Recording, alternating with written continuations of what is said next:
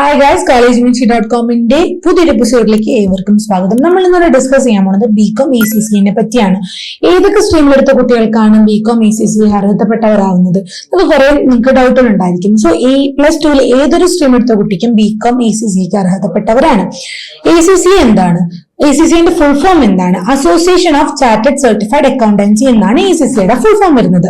UK accreditation ഉള്ള global സർട്ടിഫിക്കേഷന്റെ പ്രോഗ്രാമാണ് ACCക്ക് വരുന്നത്.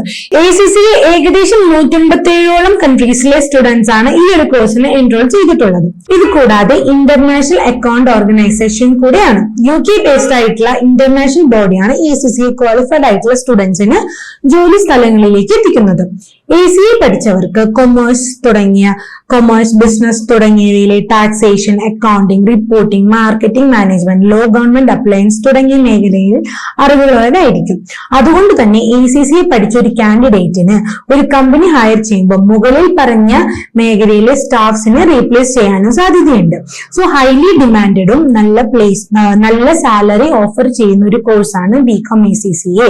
ഈ കോഴ്സ് ക്വാളിഫൈ ആയവർക്ക് കിട്ടുന്ന ജോലികൾ എന്തൊക്കെയാണെന്ന് വെച്ചാൽ account advisory, tax analyst, financial analyst, risk analyst തുടങ്ങിയ പൊസിഷനിലേക്കാണ് റിക്രൂട്ട് ചെയ്യുക.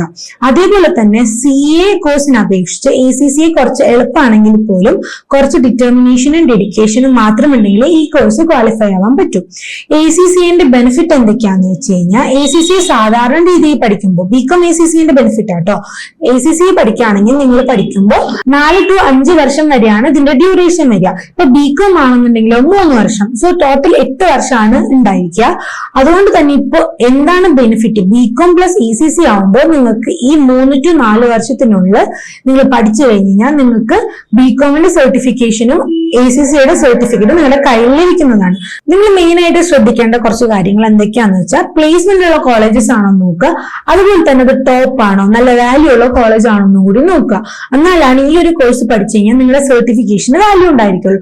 നിങ്ങൾക്ക് ഇനി best colleges for BCom ECC നോക്കുകയാണെന്നുണ്ടെങ്കിൽ രാമയ്യ, ക്രിസ്തു ജയന്തി, ജെയിൻ, ക്രൈസ്റ്റ്, പ്രസിഡൻസി ഇതൊക്കെയാണ് ബെസ്റ്റ് ആയിട്ട് ബികോം ECCയെ പഠിക്കാൻ പറ്റുന്ന കോളേജസ്.